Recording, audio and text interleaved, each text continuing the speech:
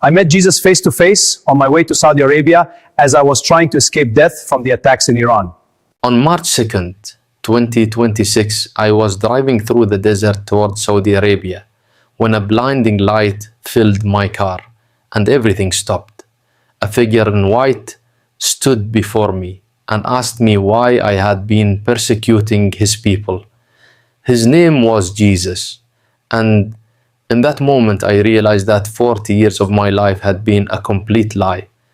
My name is Brigadier General Farhad Rostami. I am 58 years old.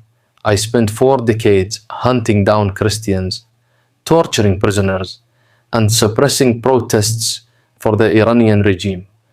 I was one of Ali Khamenei's most trusted commanders, and then Khamenei died on February 28th, 2026. I fled Iran to save my life. But on that desert road, something happened that changed me forever. I was struck blind, my sight was restored, and I was born again in the presence of the risen Christ. For the first time in my life, I'm about to tell you a story that cost me everything. A story about the man I was and the man I have become. When the Islamic Revolution exploded in 1978 and 1979, my father was one of the first men in our neighborhood to join the protests. He marched through the streets of Isfahan with thousands of others shouting for the Shah to leave and for Ayatollah Khomeini to return from exile and lead the country. I was only 10 years old at the time, but I remember the excitement and the chaos and the fear that filled our city during those months. I remember my father coming home late at night with his clothes torn and his face covered in sweat from hours of marching. I remember my mother crying and begging him to stay home and not risk his life. I remember the sound of gunfire echoing through the streets and the smell of tear gas drifting through our windows. And I remember the day when everything changed, the day in February 1979 when the Shah finally fled Iran and Khomeini returned to Tehran in triumph. My father wept with joy that day. He fell to his knees in our living room and thanked Allah for answering his prayers.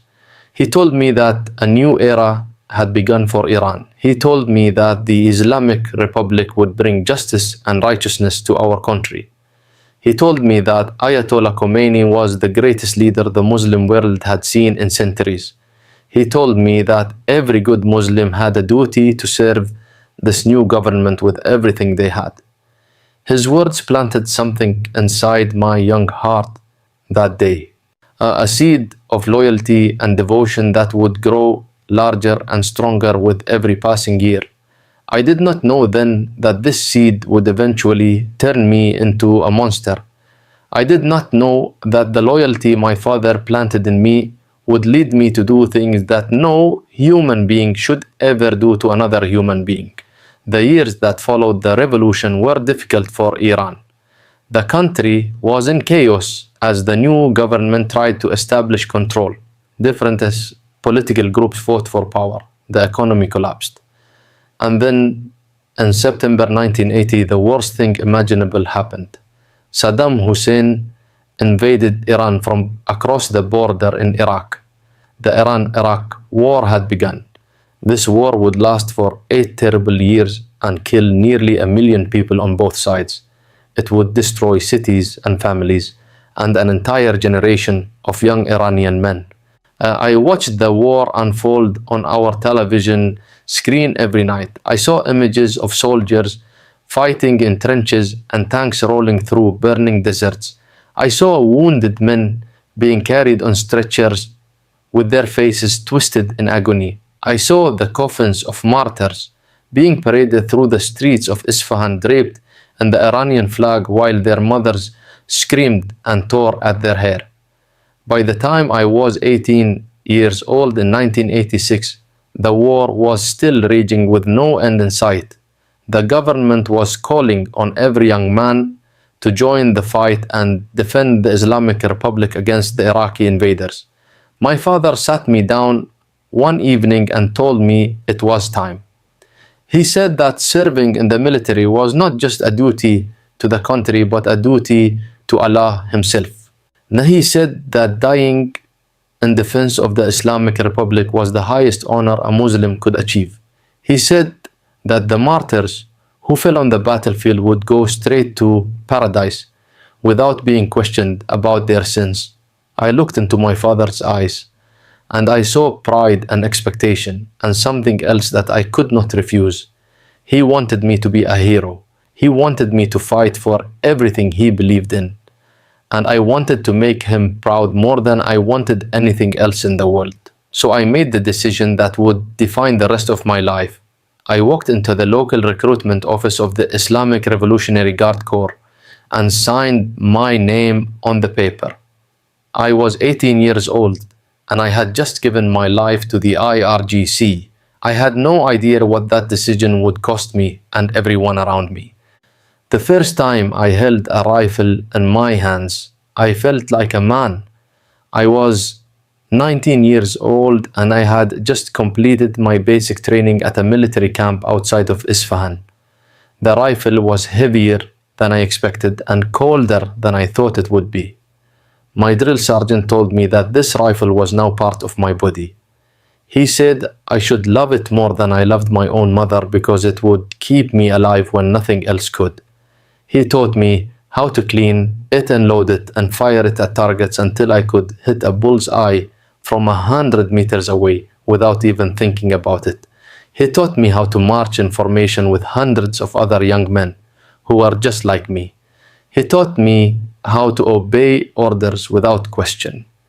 He taught me how to turn off the part of my mind that asks why and just do what I am told. And these lessons would become the foundation of who I would become over the next 40 years. In August 1986, I was deployed to the front lines near the city of Basra in southern Iraq. The war had already been going on for 6 years, and thousands of Iranian soldiers had already died. The trenches where we were stationed were filled with mud and the stench of death. Bodies of soldiers from previous battles were sometimes still lying in the ground where they had fallen. We would step over them or remove them to make room for ourselves. The sound of artillery explosions was constant day and night. The ground would shake beneath our feet from the bombs falling from the sky. Mortars and shells and machine gun fire killed men randomly with no pattern or logic. One moment your friend would be standing beside you and the next moment his body would be torn apart by shrapnel and he would fall to the ground bleeding. I watched dozens of men die during my first month on the front lines. I watched friends I had made during training cry out in pain as their legs were blown off or their stomachs were ripped open. And I learned very quickly to stop feeling anything about it. The human mind is an amazing thing. It has the ability to shut down and protect itself when it experiences too much trauma and pain. After a few months in the trenches, I stopped seeing the dead men as people. I stopped hearing their screams as voices of humans in agony. I stopped thinking about their families waiting at home for them to return. They became nothing more than obstacles in my way or meat lying on the ground. Well, I became very good at killing. I became very good at following orders to attack the enemy without hesitation or doubt. My commanders noticed this about me. They saw that I did not hesitate or freeze up when they ordered me to go into battle. They saw that I could kill without emotion or regret. They saw that I would do whatever they told me to do, no matter what it was.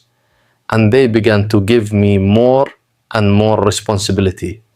By 1988, when the war finally ended, I had been promoted to the rank of sergeant. I had been part of operations that killed hundreds of people. I had been involved in chemical weapons attacks that burned the skin of the bodies of Iraqi soldiers. I had seen things that no human should ever have to see. And the worst part was that I did not feel bad about any of it. I did not feel guilt or shame or remorse. That I felt proud. I felt like I had served my country and my religion with honor. I felt like I had done everything my father had taught me to do. When I came home to Isfahan after the war ended, my entire family welcomed me as a hero. My father embraced me and told me that he knew I would make him proud. My mother kissed my forehead and wept with joy that I had survived. My younger brothers looked at me with admiration in their eyes. They wanted to know stories about the battles I had fought in. They wanted to know what it was like to kill an enemy soldier. I told them that it was an honor and a duty, and that one day they too would have the chance to serve the Islamic Republic. After the war ended, the IRGC did not demobilize me or send me home to live a peaceful life, as instead I was kept on active duty because the government still needed loyal soldiers to maintain control of the country. The war with Iraq may have ended, but a new kind of war was beginning inside Iran itself. The new Islamic Republic was not what many people had hoped it would be. Instead of bringing justice and equality, it had brought corruption and oppression. The government controlled every aspect of life. It told people what to wear and what to watch and what to think. It executed anyone who spoke against the regime. It imprisoned people for reading the wrong books or listening to the wrong music. And many Iranians began to realize that they had simply traded one dictator for another. They began to protest and demand reforms. And that is where my role in the IRGC changed completely. In 1989 and 1990, as I was assigned to internal security operations in Isfahan and other cities, my job was to help suppress any protests or demonstrations against the government. I was given a group of soldiers to command, and we would patrol the streets looking for people who were causing trouble. We would beat anyone we found gathered in groups of more than 3 or 4 people. We would arrest anyone who was wearing Western clothes or had forbidden music on their cassette tapes. We would interrogate suspects in detention centers, trying to get them to confess to crimes against the Islamic Republic. I did all of these things without question. The orders came from above and I obeyed them. I did not think about whether what I was doing was right or wrong. I simply did my duty as a soldier of the Islamic Republic. By 1995, I had been promoted to the rank of captain. By 2000, I was major. By 2005, I was a colonel. I was rising through the ranks faster than many of my peers because I was willing to do the dirty work that other commanders were hesitant to do.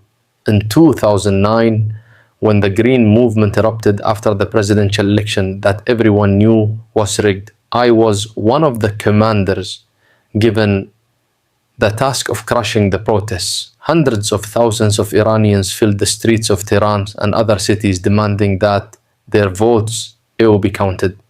They were peaceful at first, just marching and chanting and waving green ribbons to show their support for reform. But the government saw them as a threat to its power and ordered us to brutally crack down on them. I remember the day we were sent into the streets with our riot gear and our weapons. I remember the look of hope and fear in the eyes of the protesters when they saw us coming toward them. I remember the sound of our batons hitting their bodies and the screams of the people as they ran trying to escape.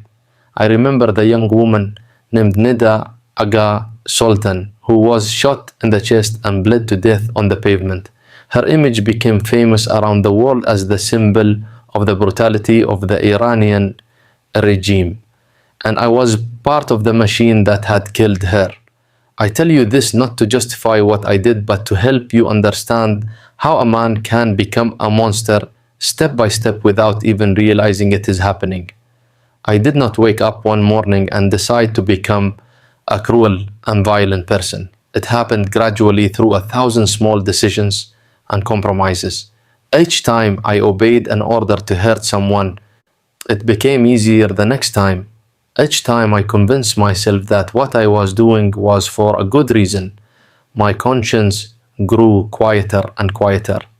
Each time I was promoted and given more power, I became more arrogant and more convinced that I was right, and everyone who disagreed with me was wrong.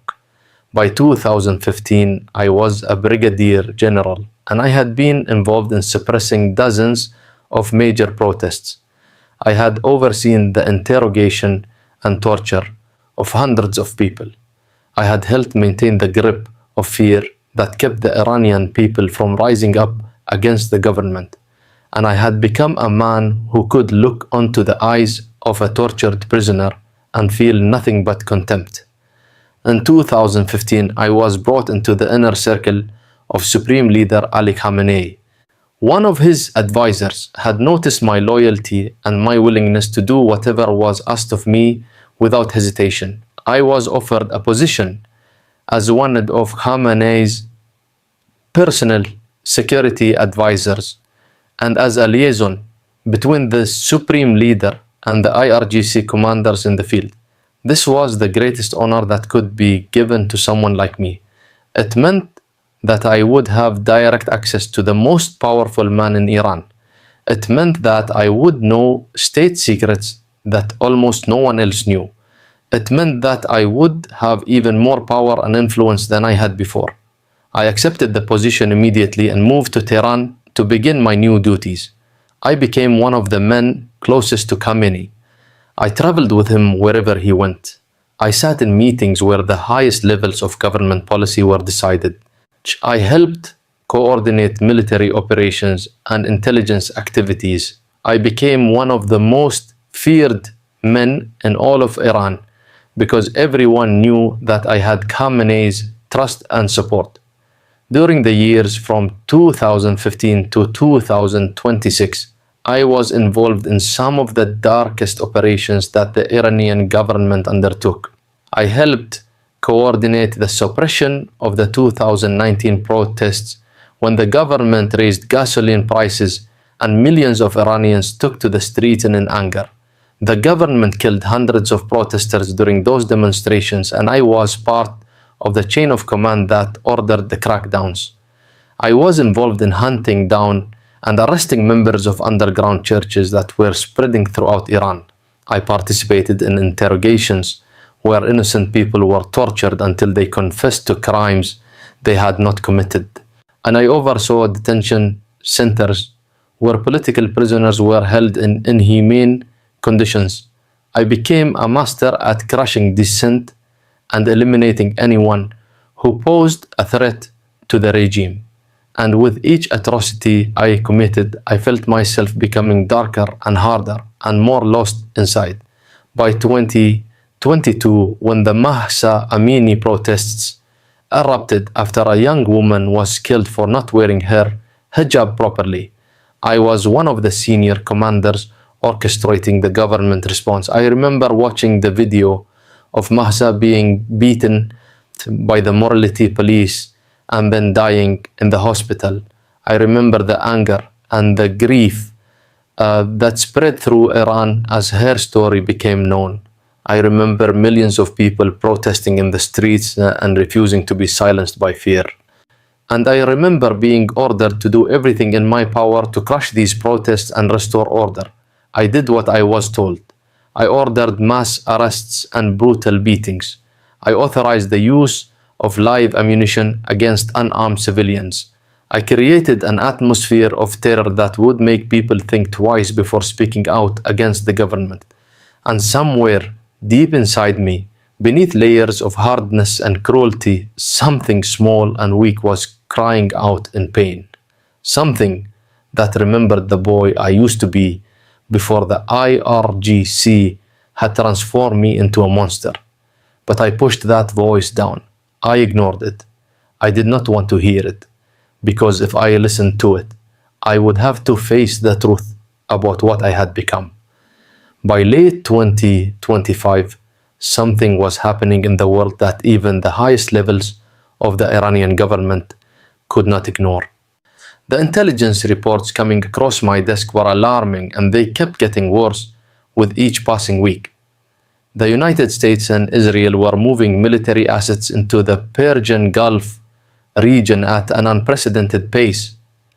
Aircraft carriers were being positioned, bombers were being moved to bases in Qatar and the United Arab Emirates. Satellite imagery showed that preparations were being made for a massive military strike against Iranian targets. The reports made it clear that this was not just posturing or a show of force. This was serious. This was real. And it was coming soon. I sat in classified meetings with other senior IRGC commanders and Khamenei's advisors as we analyzed the intelligence and tried to figure out what to do about the threat that was looming over our heads. The Khamenei called a special meeting in early January 2026 with his closest advisors, including myself. He sat at the head of the table with his usual expression of calm confidence that never wavered no matter what crisis we were facing. He told us that he had decided Iran would not back down in the face of American and Israeli threats. He said that we would continue to support our allies in the region and that we would not allow ourselves to be intimidated by Western military power. He said that if the Americans and Israelis attacked Iran, we would respond with overwhelming force. We would strike back at their military bases in the region. We would target their energy facilities and their economic interests. We would make them pay a price so high that they would regret ever thinking about attacking us. His words were met with nods of agreement and expressions of support from everyone in the room. But I could see fear in the eyes of some of these men. I could feel the tension in the air. Everyone in that room understood that we were on the edge of something catastrophic. As the weeks of January and early February unfolded, the intelligence reports became even more specific. Our sources told us that the Americans and Israelis were planning to launch their strikes sometime in late February. They would target military installations, nuclear facilities, and key government buildings. They would try to decapitate the leadership of the Islamic Republic by targeting the places where our highest officials were known to spend their time. This was not just a military attack. This was an attempt at regime change. This was an attempt to overthrow the government that I had spent 40 years serving and defending. When I received these reports, I felt a strange mixture of emotions: fear for my own safety, anger at the arrogance of the Americans and Israelis, but also something else, something that I did not want to acknowledge. A small voice inside me that whispered that maybe this was a chance for change. Maybe this was a chance for things to be different. I began to think about my family during those weeks of January and February. My wife Nasrin and our 2 children were living in Riyadh, Saudi Arabia. I had sent them there 3 years earlier for their safety and to give them a better life away from the oppression and danger of Iran. Nasrin was from a merchant family in Riyadh, and she had wanted to move back to her hometown for years. I had finally agreed and used my connections to arrange for them to live there while I remained in Tehran as part of Khamenei's inner circle. We spoke on the phone every week, but it was not the same as being together.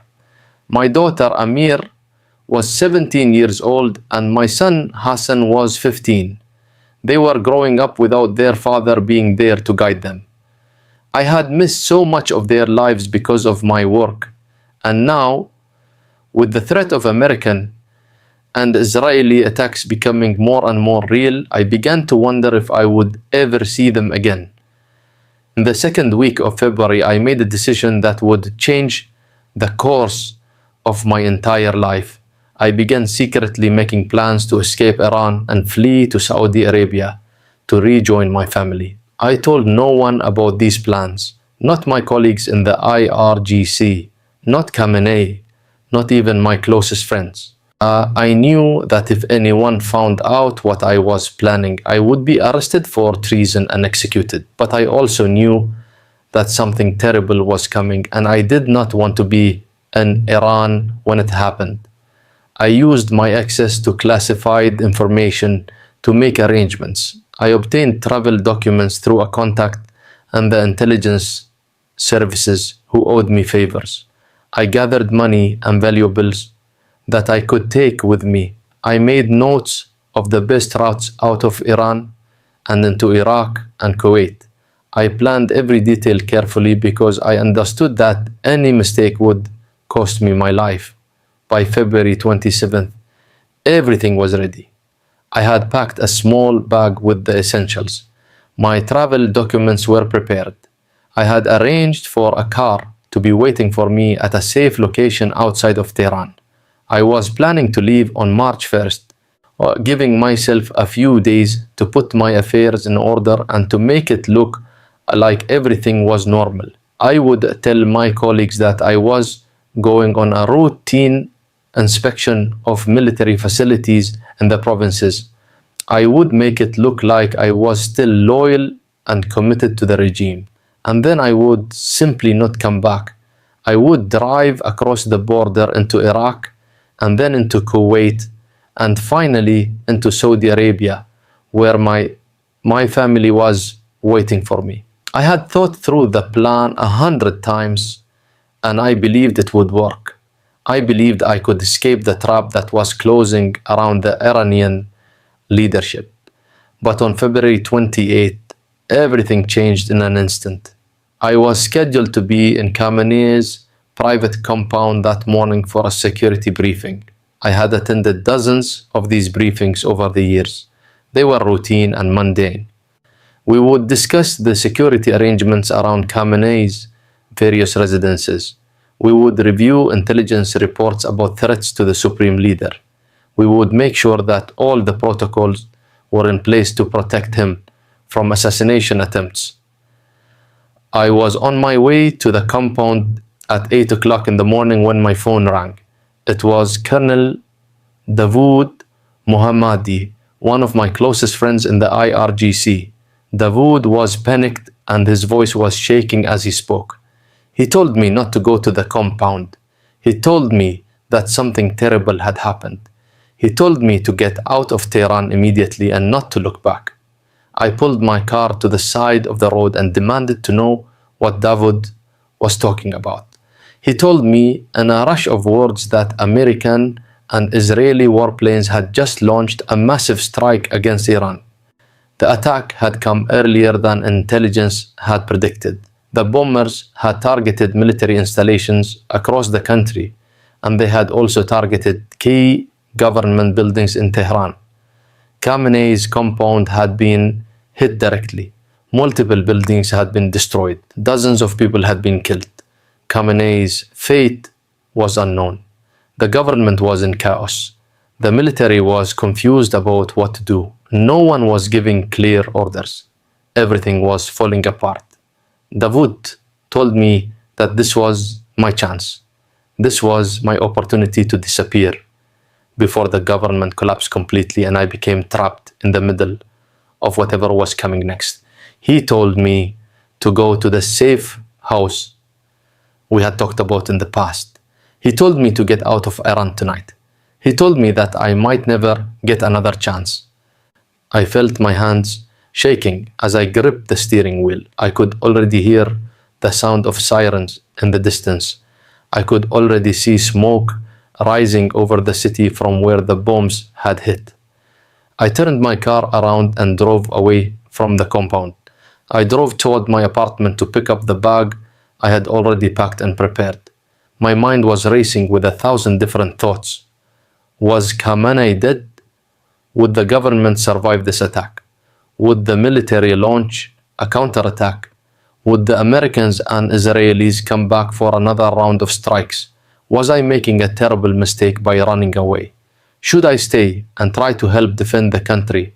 But no, I had made my decision weeks ago. I had planned my escape, and now fate had forced my hand and given me the opportunity I had been waiting for. When I drove through the streets of Tehran as the city descended into chaos around me, by that evening it was confirmed that Khamenei had been killed in the strike on his compound. He was 87 years old and he had ruled Iran for 37 years. His death sent shockwaves through the entire government and military. No one knew who would take over. No one knew what would happen next. And most importantly for me, no one was paying attention to whether I showed up to my duties or not. The government was too busy trying to organize a response to the American and Israeli attacks. In the middle of the night, on February 28th, I received word that Iran was preparing a massive retaliation against the Gulf states. The government had decided to launch missile and drone attacks against American military bases in Saudi Arabia, the United Arab Emirates, Qatar, and Kuwait. They were also going to target energy facilities and other economic infrastructure in these countries. The goal was to punish these nations for allowing the Americans and Israelis to use their territory for the strike against Iran. This retaliation changed everything about my escape plan. I had been planning to fly out of Tehran on March 1st using commercial airlines. But with the attacks about to happen, all the airports were being shut down and all civilian flights were being cancelled. The borders were being sealed. The military was mobilizing. It would be impossible to leave Iran by air now. So I made the decision that would prove to be the most important decision of my life. On March 1st, I would not fly out of Iran. Instead, I would drive. I would take a car and drive overland through Iraq and Kuwait to reach Saudi Arabia. It was a dangerous route that would take me through war zones and past military checkpoints. It would expose me to the chaos and violence of the regional conflict that was erupting around me, but it was the only way out that I could see. I left Tehran on the evening of March 1st, 2026. I drove a simple grey sedan that I had borrowed from a colleague who did not know what I was planning to do. I told no one where I was going. I left no note explaining my departure. I simply put my packed bag in the trunk and drove out of the city, heading west toward the Iraqi border. My heart was pounding in my chest as I drove through the streets of Tehran. Soldiers and military vehicles were everywhere. The government was mobilizing for war. The checkpoints had been set up throughout the city to check the identification of anyone who was traveling. But I had my military credential and my official identification as a brigadier general.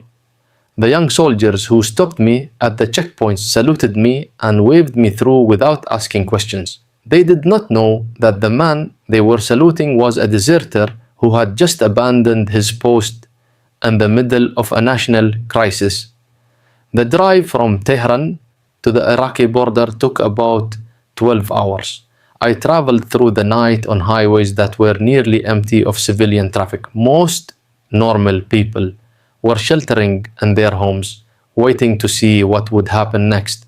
The border regions were tense because everyone knew that Iran was about to attack Saudi Arabia and the other Gulf states.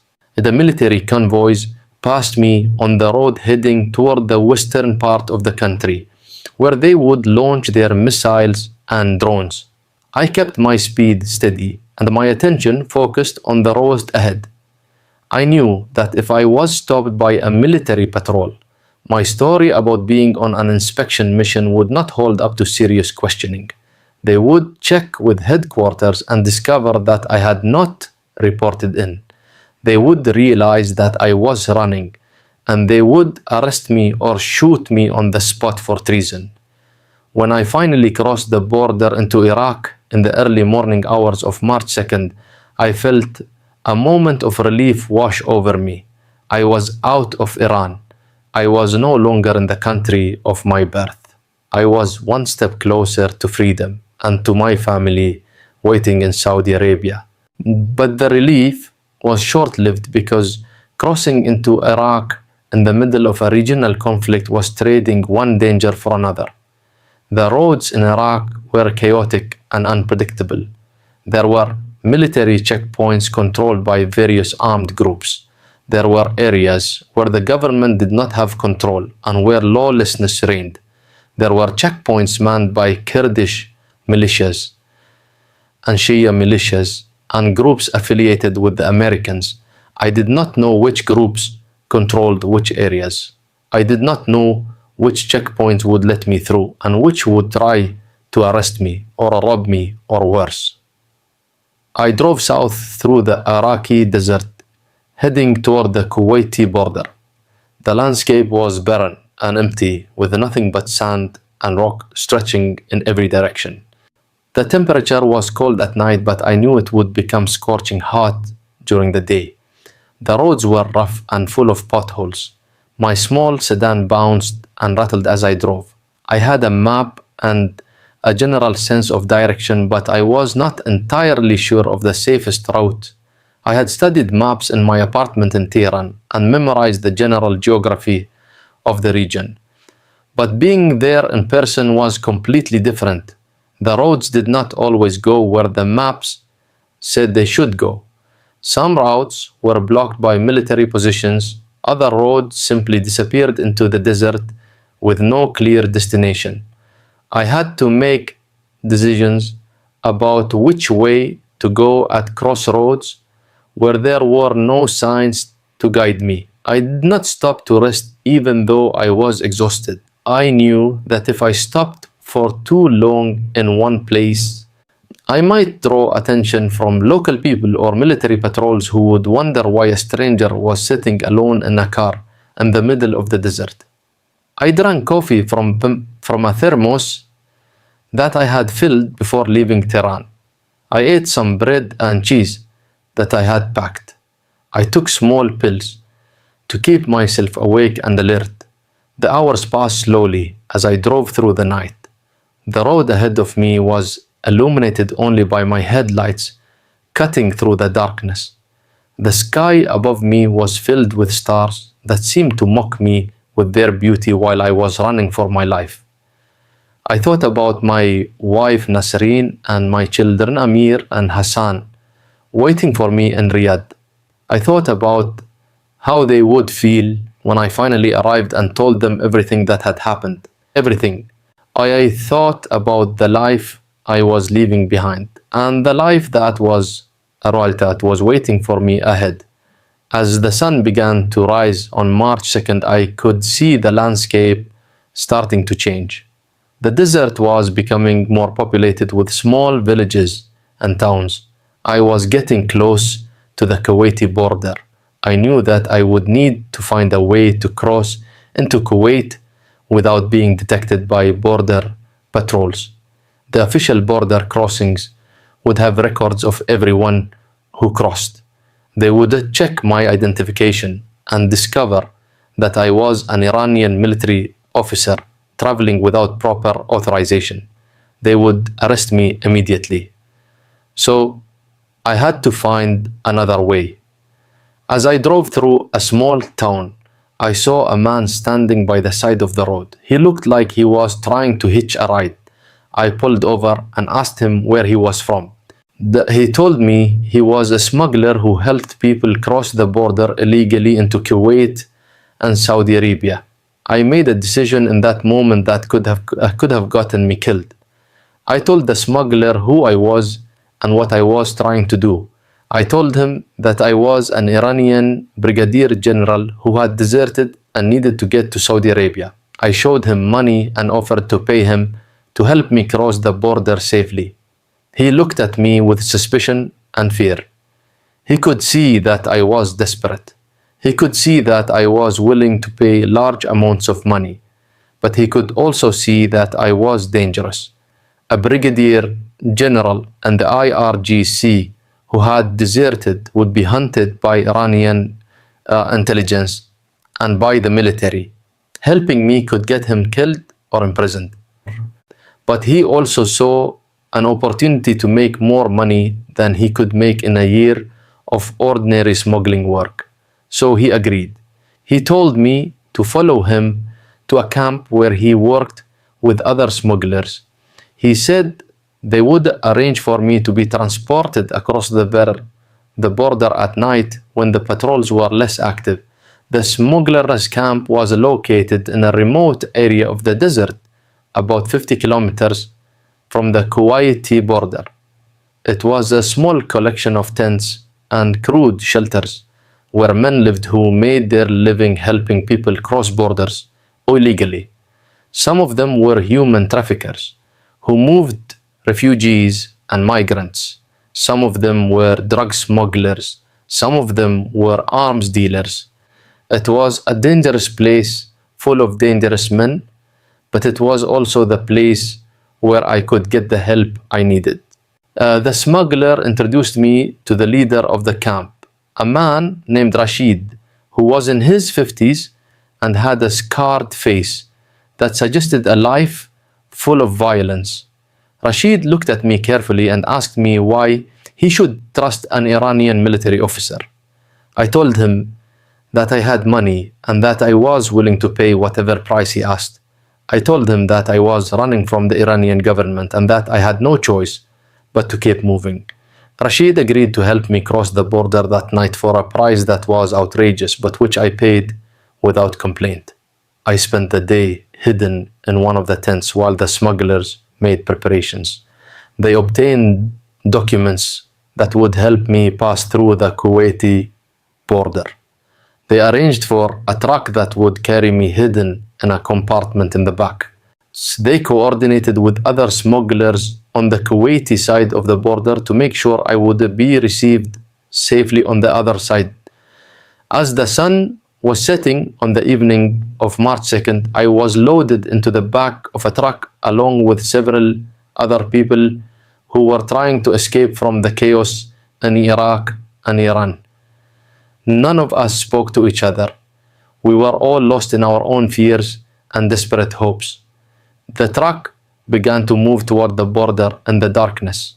The border crossing was tense and dangerous. I could hear voices outside the truck arguing in Arabic. I could hear the sound of weapons being cocked. I thought at any moment that we would be discovered and that I would be dragged out of the truck and arrested or shot.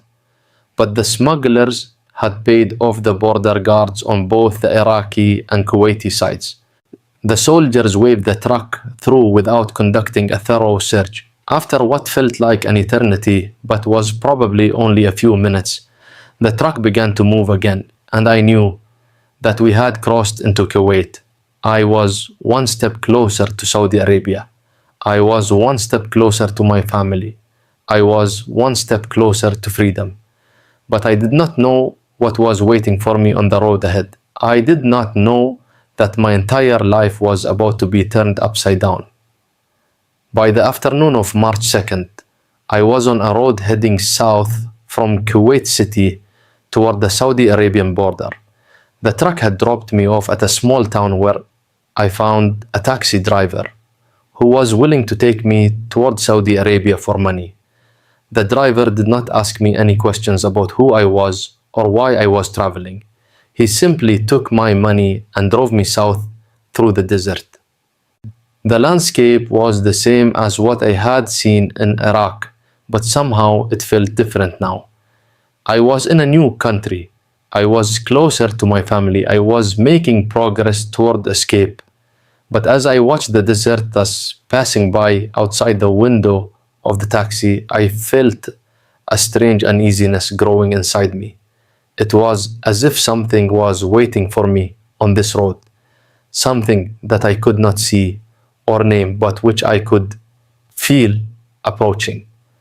The taxi driver dropped me off at a small settlement near the border between Kuwait and Saudi Arabia in the late afternoon of March 2nd. He said he could not take me any further because the roads ahead were dangerous and unpredictable due to the military conflict happening in the region. I paid him extra money and thanked him for his help.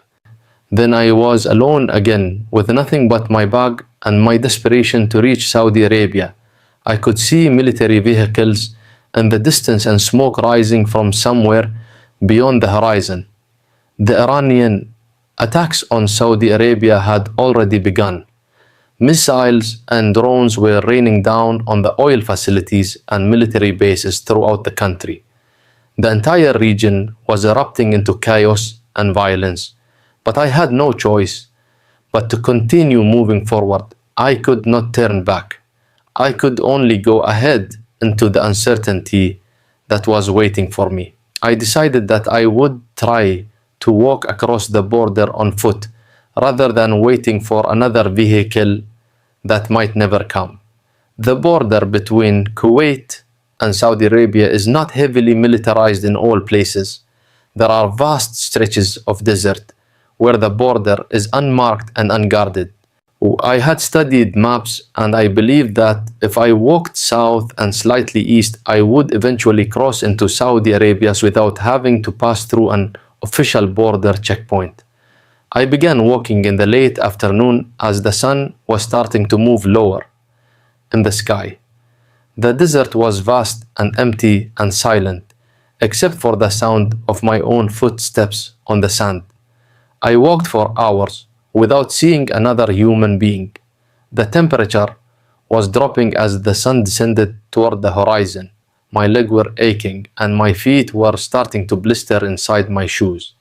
But I kept walking because I could not afford to stop. As the night fell completely and darkness covered the desert, I found myself utterly lost. I had no compass and no way to navigate by the stars because I did not know how to read them. I was walking in a direction that I thought was south, but I could not be certain. For all I knew, I could have been walking in circles or walking back toward Kuwait instead of toward Saudi Arabia. The darkness was complete and total. There were no lights anywhere on the horizon. There were no sounds except the sound of my own breathing and the sound of my footsteps in the sand. I felt completely alone and abandoned in a way that I had never felt before in my entire life. All the power and authority and status that I had possessed as a brigadier general in the IRGC meant nothing out here. I was just a man walking alone in the desert in the middle of the night, with nowhere to go and no one to help me. I had been walking for what felt like hours when I decided that I could not continue any longer. My body was exhausted and my mind was starting to break down from the fear and the desperation of my situation. I found a small outcropping of rocks and I sat down behind them to try to protect myself from the cold wind that was blowing across the desert. I sat there shivering and trying to figure out what I should do next. I had water in my bag and some food, but I knew that if I could not find my way out of this desert soon, I would run out of supplies and I would die out here. I thought about my wife and my children waiting for me in Riyadh. I thought about how they would never know what had happened to me. I thought about how I had spent 40 years of my life serving the IRGC and the Islamic Republic, and now I was going to die alone in the desert like a dog left to die by the side of the road. So at some point in the middle of the night, I fell asleep sitting up against the rocks. I was too exhausted to stay awake any longer. My mind and body simply shut down and I lost consciousness. But my sleep was not peaceful. I dreamed terrible dreams. I dreamed about all the people I had held torture and imprison and kill. I saw their faces floating in the darkness. I heard their voices crying out in pain. I felt the weight of their blood on my hands. I dreamed about the young woman Nida Aga Sultan, who had been shot during the Green Movement protests. I dreamed about the protesters during the Mahsa Amini demonstrations, who had been beaten and arrested. I dreamed about the Christians I had hunted down and the families I had destroyed. All of them seemed to be standing around me in the darkness, accusing me of the crimes I had committed against them. I wanted to apologize to them. I wanted to beg for their forgiveness, but I could not speak. My mouth would not open. My voice would not come out. I woke up suddenly in the darkness feeling like I could not breathe. My heart was pounding in my chest so hard that I thought it would burst. I was covered in sweat, even though the desert air was cold. I looked around me in the darkness and I saw nothing but sand and rocks, and the vast emptiness of the desert stretching in all directions. And then I saw it, a light appearing in the distance. At first I thought it was a hallucination caused by my exhausted mind. I thought it was my imagination playing tricks on me. But the light was real. It was growing brighter and moving closer to me. It was like nothing I had ever seen before. It was not the light of a vehicle or a flashlight. It was something else entirely. It was a light that seemed to come from everywhere and nowhere at the same time. It was a light that was so bright and so pure that it should have blinded me, but instead it filled me with a strange sense of peace. I stood up from behind the rocks and walked toward the light without thinking about what I was doing. I was drawn to it like a moth to a flame. I could not resist it, even though some small part of my mind was telling me that this was strange and dangerous and wrong. The light grew brighter as I approached it. The ground beneath my feet seemed to shake, or perhaps it was just my imagination. I felt the temperature around me beginning to change. The cold desert air was being replaced by a warmth that seemed to come from the light itself. And then I saw him, a figure standing at the center of the light, a man dressed in white robe that seemed to glow from within, a man whose face was filled with more love and compassion than I had ever seen in any human expression.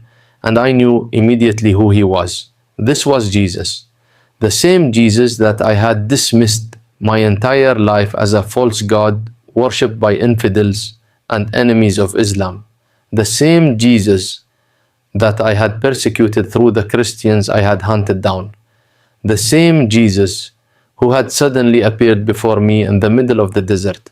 I fell to my knees immediately. I could not stand in his presence. The holiness radiating from him was too powerful and too overwhelming. I felt like all my sins were suddenly visible to him. I felt like he could see everything I had done in my life, every person I had hurt, every order I had given to torture someone, every protest I had helped suppress, every atrocity I had committed in the name of the Islamic Republic. I felt like I was drowning in the weight of my own guilt and shame. I opened my mouth to speak, but no words came out. I tried to ask for forgiveness, but I could not form the words. How could I ask for forgiveness for what I had done? How could anyone forgive the things I had done? I had spent 40 years building a legacy of cruelty and violence. I had helped maintain a government that had killed and imprisoned and tortured thousands of innocent people. What right did I have to ask for forgiveness? Then Jesus spoke to me. His voice was like music and thunder combined into one sound. He said my name. He said, Farhad, Farhad, why have you been persecuting my people? His words hit me like a physical blow. I understood immediately that he was not just asking about the Christians I had hunted down. He was asking about all the people I had hurt in my life, all the innocent people whose suffering I had caused, all the people who had cried out to him for help while I was beating them or torturing them or ordering their arrest. He was asking me why I had spent my entire life serving a government that had persecuted anyone who did not fit into its vision of what a perfect Islamic society should be. And I had no answer. I could not defend myself. I could only weep. Then Jesus showed me visions. He showed me images of every person I had helped to harm, the faces of protesters I had beaten, the faces of prisoners I had interrogated, the faces of Christians I had helped arrest, the faces of young people who had been killed during the suppressions of demonstrations. They were all standing before me. They were all looking at me with eyes filled with pain and suffering. And I understood that I had done this to them. I had caused this pain. I was responsible for their suffering. The weight of it was crushing me. I felt like I was being buried under an avalanche of guilt and shame and horror at what I had become. I wanted to die. I wanted the earth to open up and swallow me. I wanted to cease to exist because I could not bear the truth of what I had done. But Jesus did not condemn me. He did not punish me. Instead, He told me something that broke me into pieces and then put me back together in a completely different way. He told me that He loved me. He told me that despite everything I had done, He loved me. He told me that He had died on the cross to save people like me, people who had done terrible things, people who had hurt innocent people, people who had persecuted His followers. He told me that if I would turn away from my sin and follow Him, He would forgive me completely. He told me that my past would be wiped away. He told me that I could be born again and become a new person. He told me that He had a mission for me. He said I had carried messages of death for 40 years. Now I would carry His message of life. Then Jesus reached out and touched my forehead with His hand. The moment He touched me, I felt something change inside my body. My vision began to blur. The light around me became dim and distant. I tried to reach out to touch Him again, but I could not see where He was anymore. I felt panic rising in my chest. I was afraid that He was leaving me. I was afraid that this encounter was ending and I would be left alone again in the darkness. I cried out His name. I begged Him not to leave me, but His voice came to me from somewhere far away, saying words that I could barely hear. He told me not to be afraid. He told me that I was not being abandoned. He told me that I was being prepared for what was coming next. He told me that there were 3 days of darkness waiting for me, but that at the end of those 3 days I would see again, and my life would be transformed forever. When I woke up, I could not see anything. Absolute darkness surrounded me. I opened my eyes and blinked hard, trying to understand what was happening. But there was nothing but blackness in every direction. I reached up to touch my eyes to make sure they were actually open. They were, but I could not see. The vision that had been so clear and so perfect for my entire life had been taken away from me. At first I thought it was still nighttime and that the darkness was just the absence of light.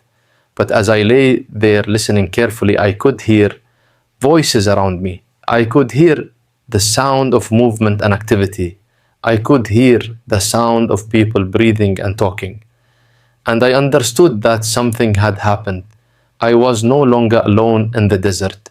I was somewhere else. I was in a place where other people were present, but I still could not see anything. I tried to move, but my body would not obey me. I felt weak and helpless, like a newborn baby. I could barely lift my head off the pillow that was beneath it. I could not sit up. I could not stand. I was completely paralyzed by weakness and by the terror of not being able to see. I called out, asking where I was and what had happened to me. An elderly voice answered me, speaking in Arabic with an Iraqi accent.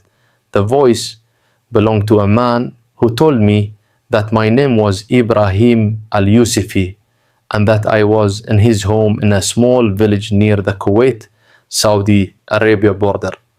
He told me that he and his sons had found me lying unconscious in the desert early that morning. He told me that I had been talking in my sleep, saying the name Jesus over and over again. He told me that when I woke up, I was blind and that I had been screaming about what I had seen. And Ibrahim brought me water to drink and helped me sit up so that I could drink it without choking. The water was cool and clean, and it helped to ease the terrible dryness in my mouth and throat. As I drank, Ibrahim told me his story. He told me that he was a Christian living in a Muslim country. He told me that he had converted to Christianity 50 years ago when he was a young man. He told me that this conversion had cost him everything. His family had disowned him. His community had rejected him. He had been arrested and imprisoned several times for his faith, but he had never regretted his decision to follow Jesus. He told me that he and his family lived quietly in their village, trying not to draw attention to their faith, but they also tried to help anyone they encountered who was in need. He said that when he found me in the desert, something in his spirit told him that I was important and that I needed his help. I asked Ibrahim how long I had been unconscious. He told me that I had been sleeping for almost 2 full days. He said that I had been brought to his home on the morning of March 3rd, and now it was the evening of March 4th. I had lost almost 2 days of my life without knowing it. I asked him about my blindness.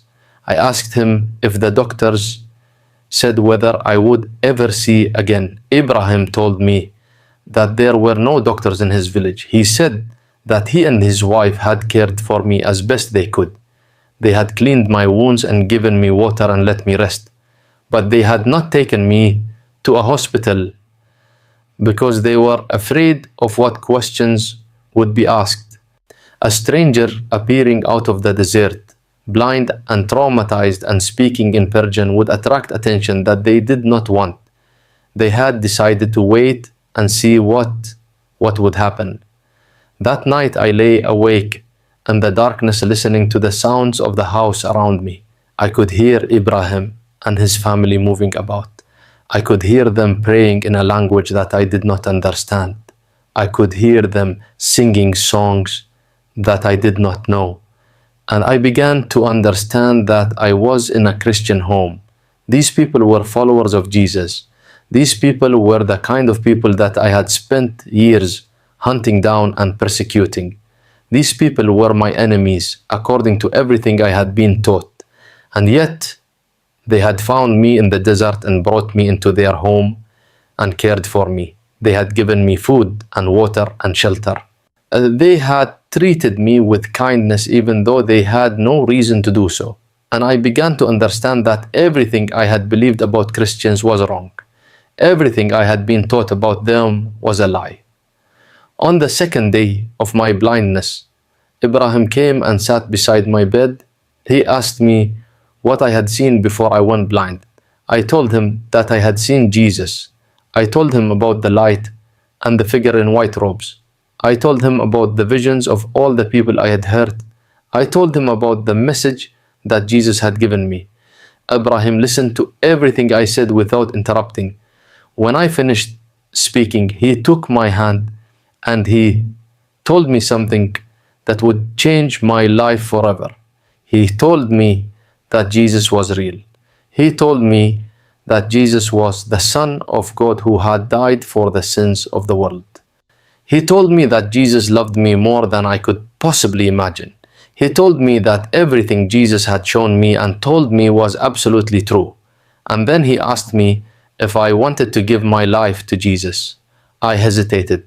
Even though I had seen Jesus with my own eyes, even though I had heard his voice, even though I had felt his presence, I was still afraid. I had spent my entire life as a Muslim. I had prayed 5 times a day facing Mecca. I had fasted during Ramadan. I had dedicated myself to serving the Islamic Republic.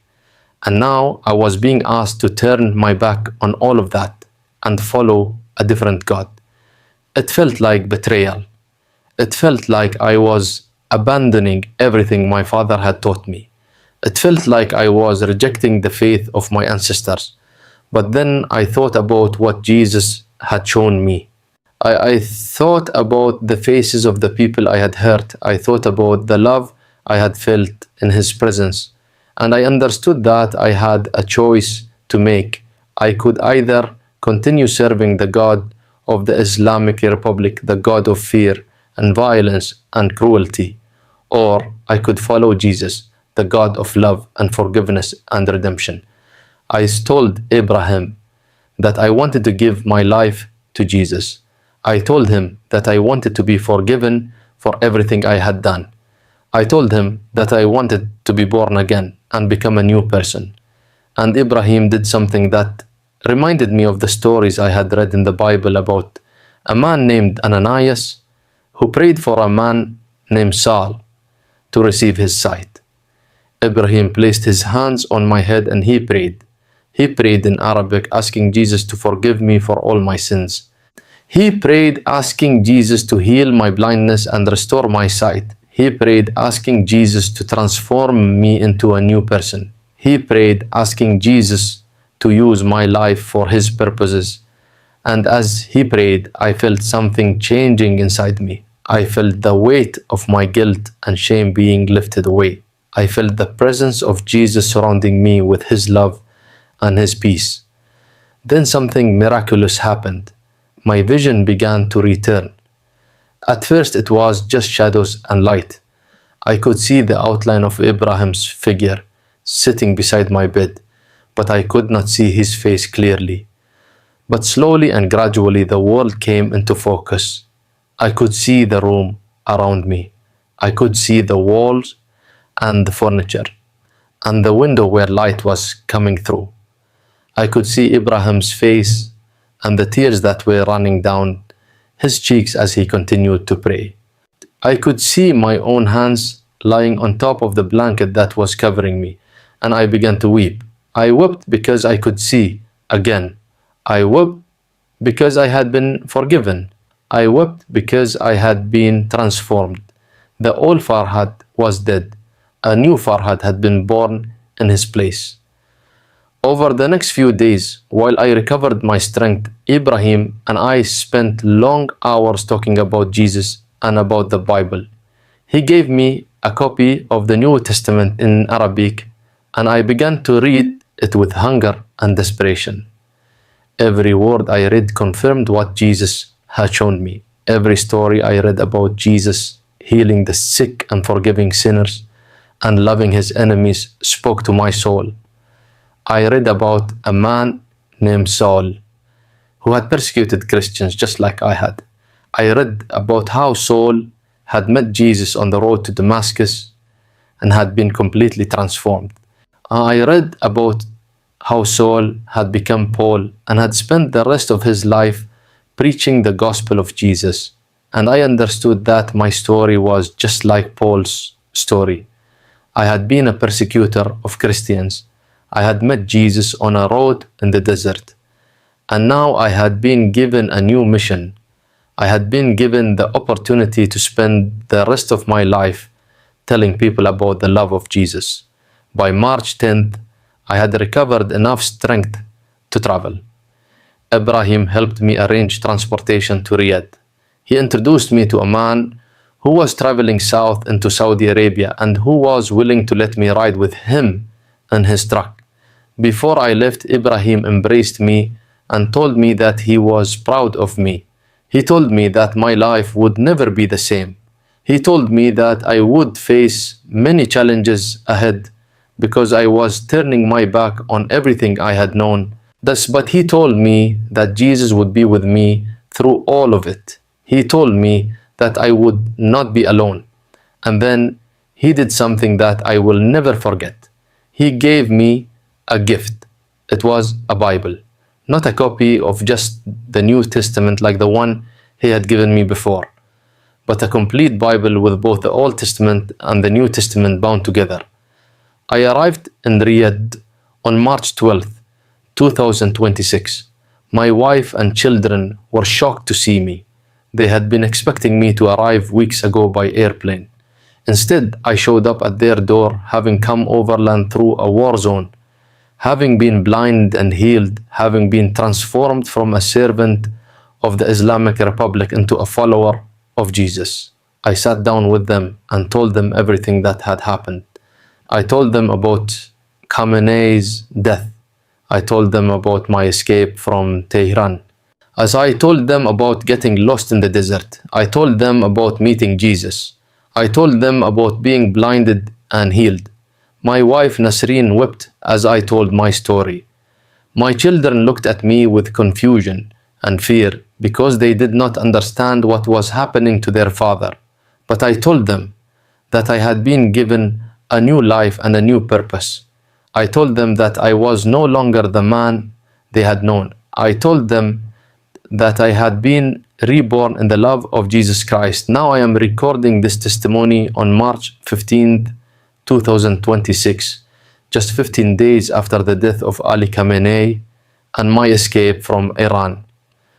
I am speaking to you from a safe location in Riyadh, where I am being sheltered by underground believers. My family thinks I have lost my mind. The Iranian government is hunting for me as a deserter and a traitor, which the IRGC would execute me if they found me. But I am not afraid anymore. I have seen the face of Jesus. I have felt His love. I have been healed and transformed by His power. And I know that whatever happens next, He will be with me. I want to speak directly to my brothers and sisters in Iran. I want to tell you that the regime that I served for 40 years is falling apart. The supreme leader is dead. The government is in chaos. This is your moment. This is your chance to break free from the chains of fear and oppression that have bound you for so long. And I want to tell you about the only thing that can truly set you free. His name is Jesus. He is alive. He is real. He is reaching out to you right now with His hand of love and forgiveness. To my fellow IRGC commanders and soldiers, I say this: while we have spent our lives serving a government that promised us glory and honor, we have done terrible things in the name of protecting the Islamic Republic. We have hurt innocent people. We have persecuted believers. We have maintained a system of fear and cruelty. But it is not too late to change. It is not too late to turn away from the darkness and turn toward the light. Jesus is calling you right now. He is waiting for you. He will forgive you for everything you have done. He will heal you. He will transform you. All you have to do is open your heart and say yes to Him. I am living proof that even a man who has done the terrible things I have done can be forgiven and can be made new. If Jesus could transform me, He can transform anyone. And to everyone else watching this testimony, I say this: the fire has already started in Iran. Yeah, thousands of people are coming to know Jesus. The underground church is growing faster than any government can stop it. Jesus is coming. His kingdom is at hand, and every knee will bow before Him. My name is Brigadier General Farhad Rostami. I am 58 years old, and I am alive today because I met Jesus on a road in the desert. That is my story. That is my testimony. And I pray that it will touch your heart and draw you closer to the one who loves you more than you can ever imagine.